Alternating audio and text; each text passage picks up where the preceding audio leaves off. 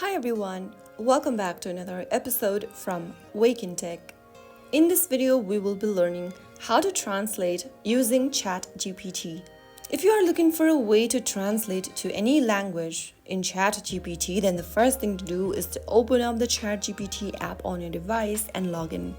Now go ahead and get to the conversation box at the bottom and type down a prompt such as translate this to your required language.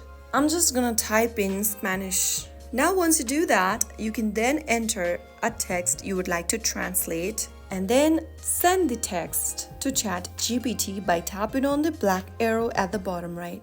Now once you do that, you will be able to see that ChatGPT has responded instantly with the translation. You can then go ahead and copy the translation and reuse it as needed. And that's it. You have successfully translated your text using ChatGPT. Now you can easily translate anything with just a simple prompt, quick and easy.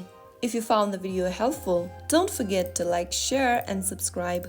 I'll see you in the next episode. Thank you for watching.